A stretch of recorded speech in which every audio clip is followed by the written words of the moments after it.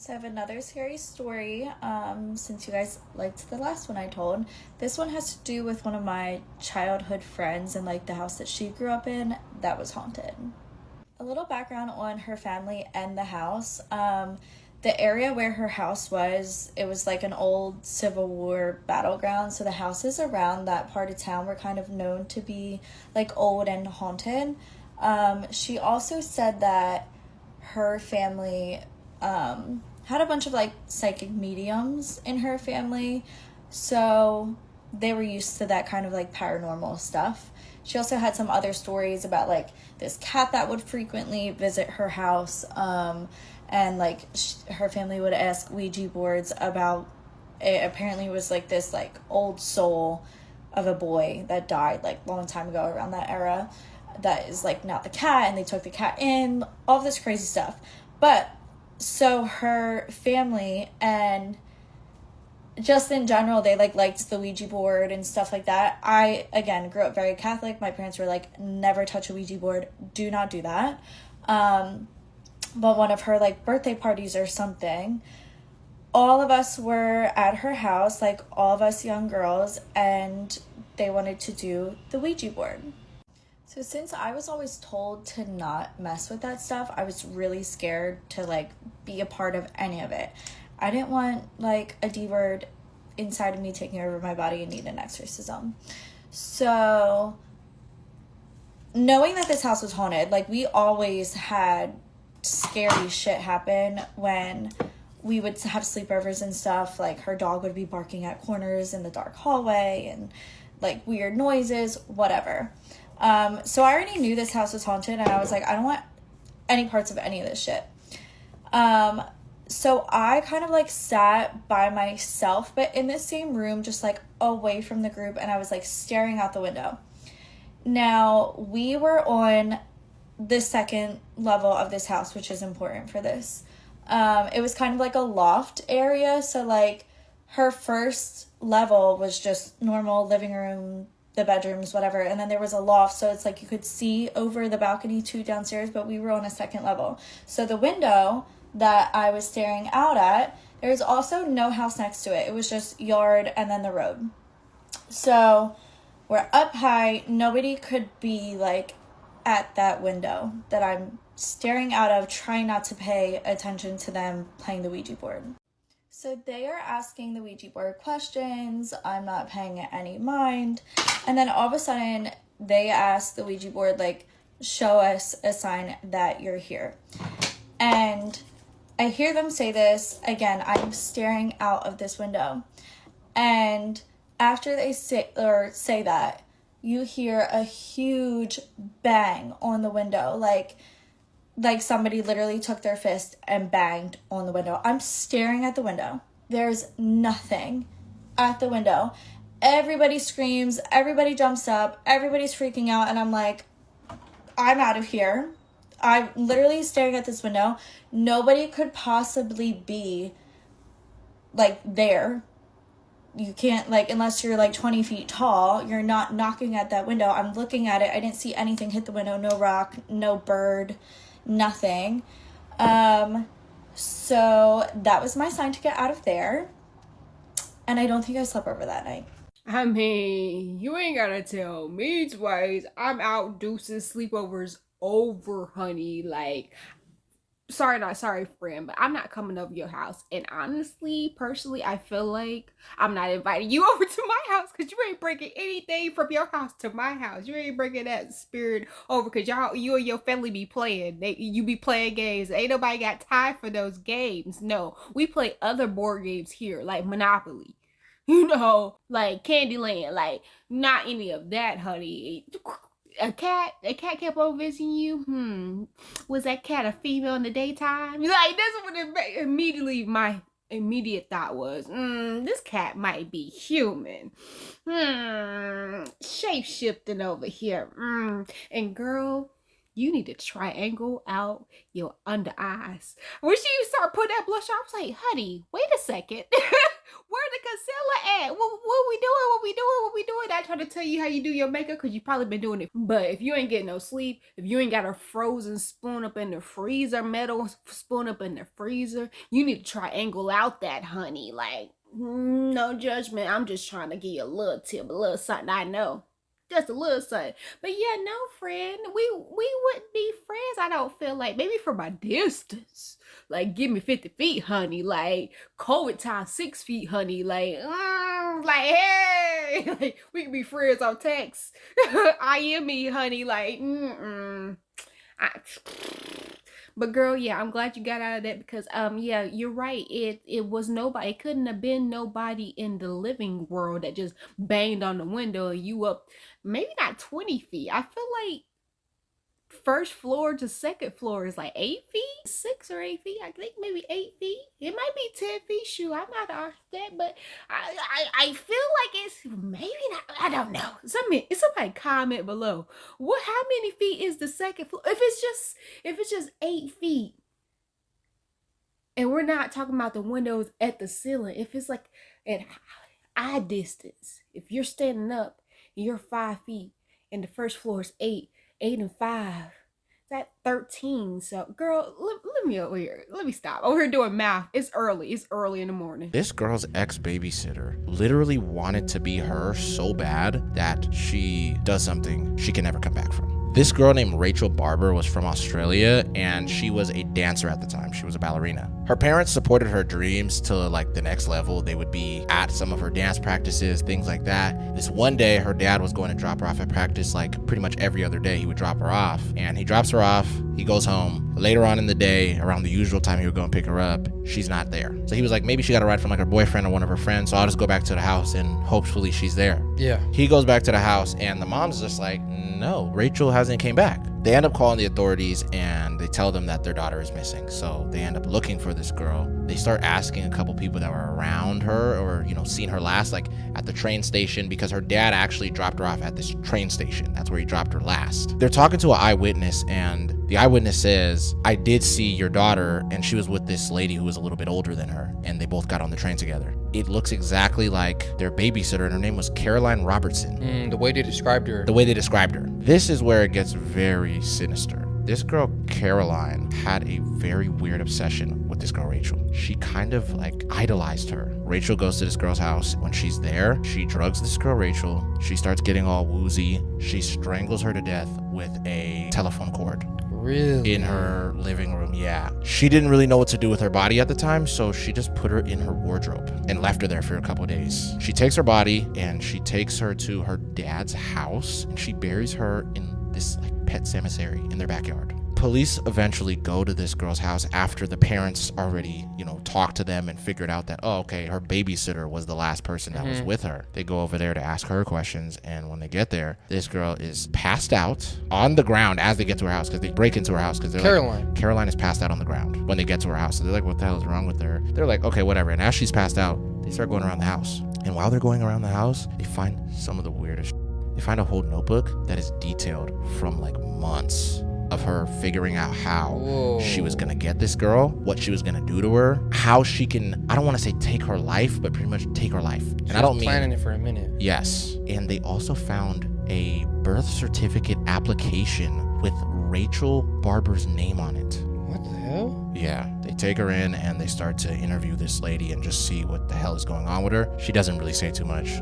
So they're like, all right, whatever. Well, we know what you did. We just need to know, where did you put this girl's body? They find her body in the dad's backyard. They give this girl 20 years and she got out in 2015. Just 20 years? Yeah, they gave her just 20 years and she got out in 2015. And so many people in Australia were tripping. And the weirdest thing about this, and imagine being the parent, Rachel's mom said, when I seen this lady, when she got out of prison, I was in shock. This girl changed her appearance so much to look more like Rachel.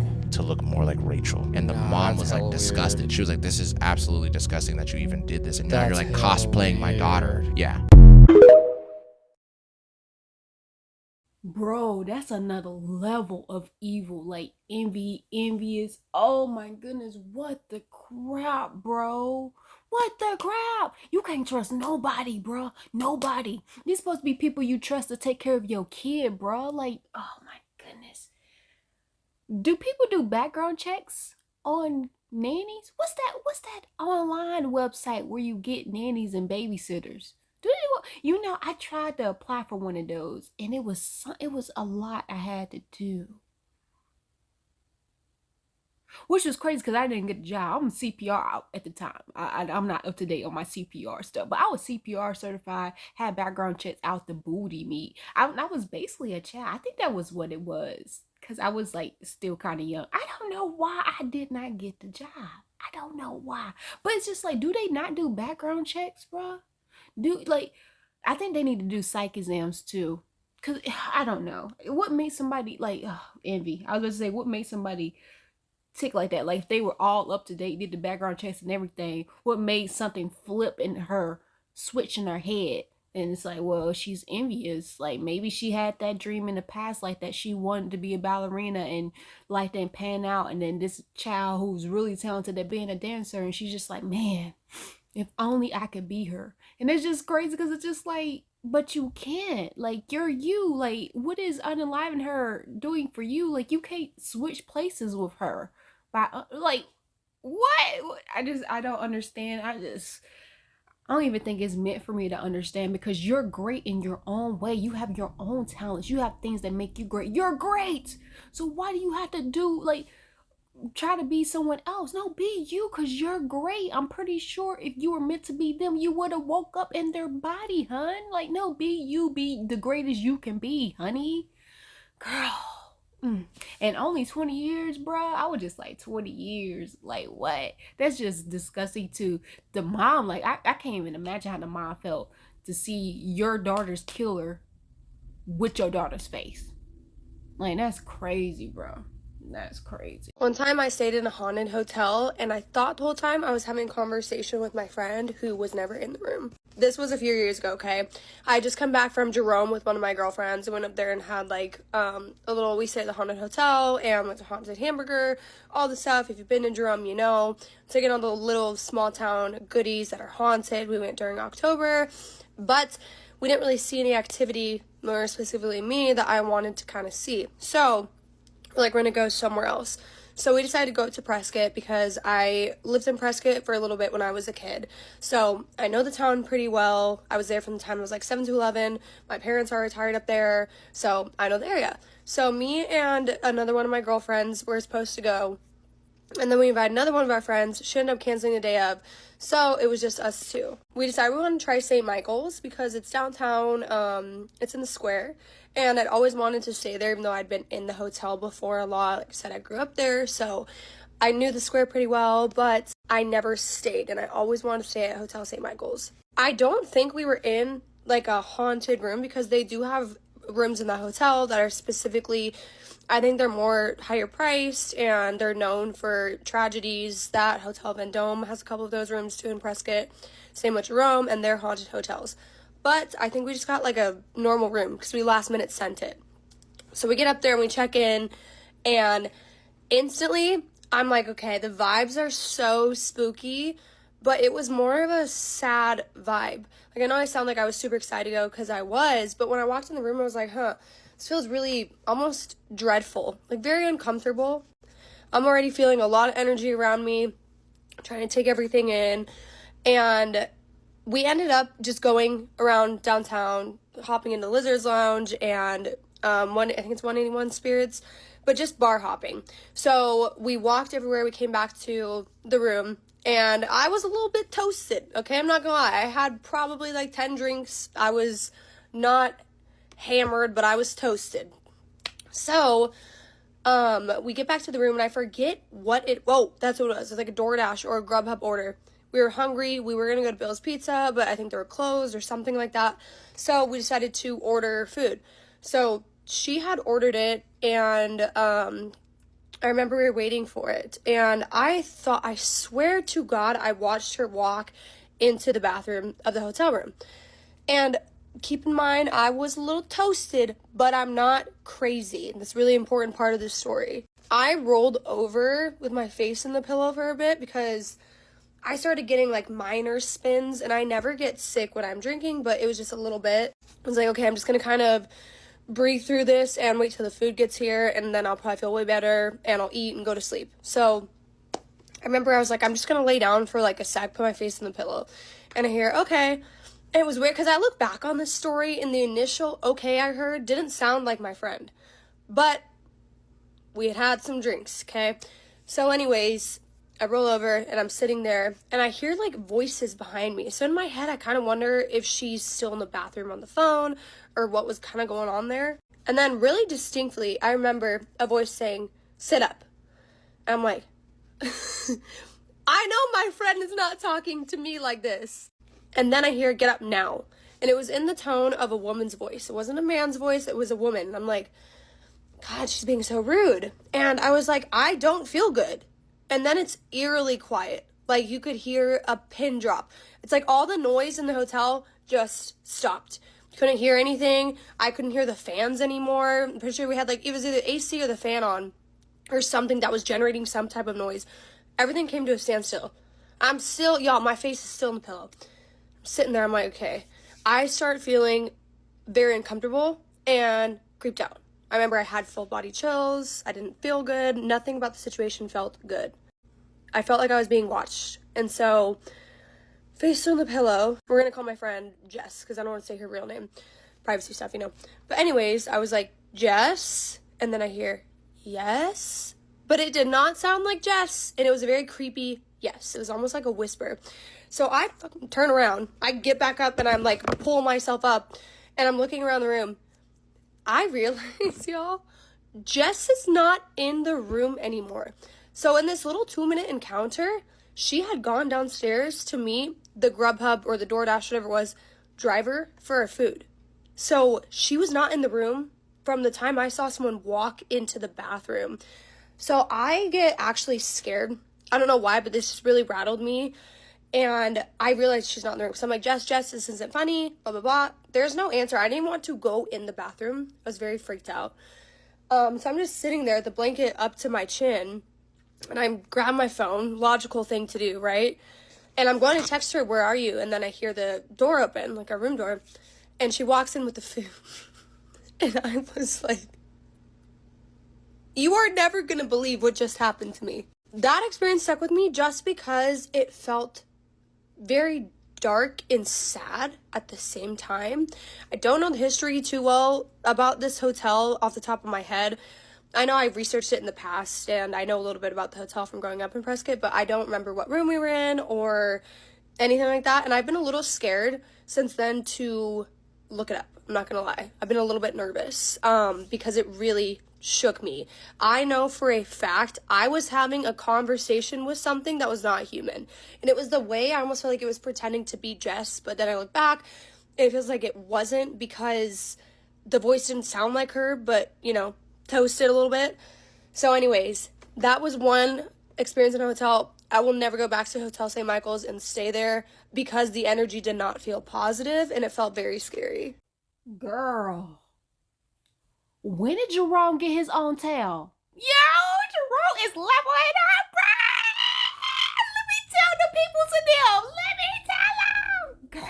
Girl, but on a serious note, bro, I totally understand what she's talking about, where she's like, I was toasted, but I was at that point where I felt like I was gonna get sick, because I've been there where it's been like, yo, I felt like I was gonna get sick, so I sober up so quickly. It's like I'm very alert. I'm very like, oh yeah, a few seconds ago I might have been a little out of it, but now I feel like I'm about to get sick. So I'm very aware that I need to make it to a trash can. Like, I know what's going on around me, so I see what she's saying. I get what she's saying. Like, yeah, I was toasted, but I was at that stage where I wasn't feeling good, so I was sober enough to know that, yo, I'm aware of my surroundings.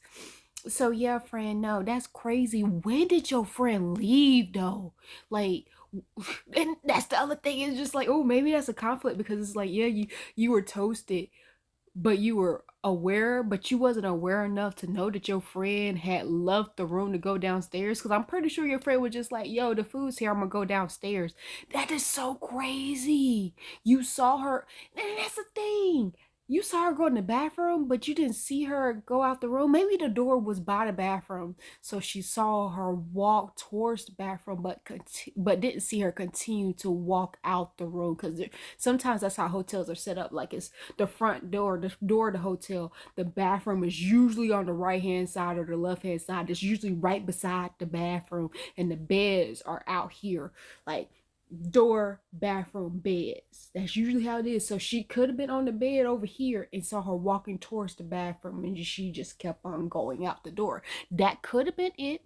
Not sure how the layout was, but that's really crazy that you was just like, my friend is coming at me sideways and you didn't get up. I don't care how sick I am. I be like, bitch, why you talking to me like that? Like, friend, I'm sick. Like, you should be helping me feel better or something. Rubbing my back, ask me if I wanted water. Like, I'm not the type to babysit a drunk bitch, but you know what I'm saying? If it's my friend, heck yeah, I'm gonna take care of you. So yeah, friend, that's weird. I would look back like, girl, who you with? And if I would have looked back and saw something, but the fact that you heard a voice that wasn't your friend's voice that claimed they were your friend, it's just like, immediately. Because anytime I hear a voice that's not familiar, I be looking. I was just outside the other day mowing the grass, and I was sitting on the stairs of the garage that I got done, and I knocked on the wall trying to get my mom's attention, and then she used her deep voice, like a man voice, when you don't know who it is.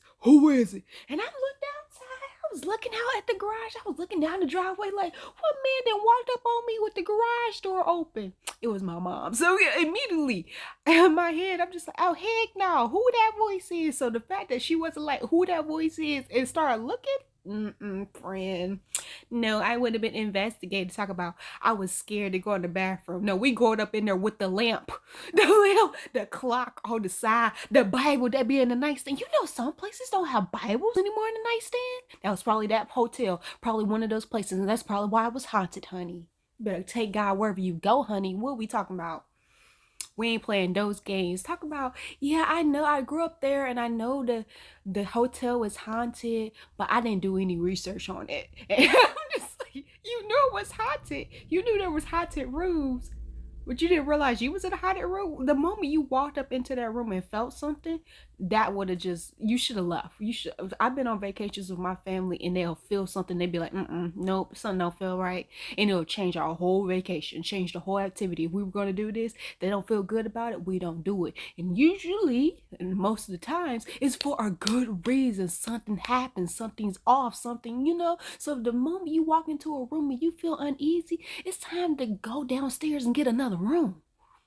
I mean, the hotel is haunted. She said one room is haunted. When one room is haunted, doesn't that make the whole building haunted? Technically, you know, like, I'm just like, yo, we don't separate the two. This is the building, the room inside the building. And like, to me, it's just like, nah, friend, that whole place is haunted. But maybe that's just me, honey. I'm glad she got out of that.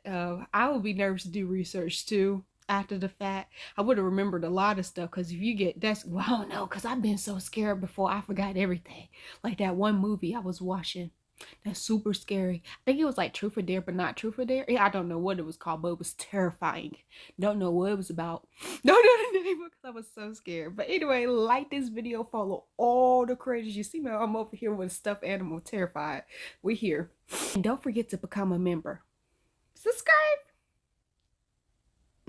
Ear ringing. Nope, don't like that. It's my left ear. What's that about? That's usually like for you. Like what you were just thinking about is usually something you need to work on. When it's your left ear, it's about you. When it's right ear, it's something else, somebody else.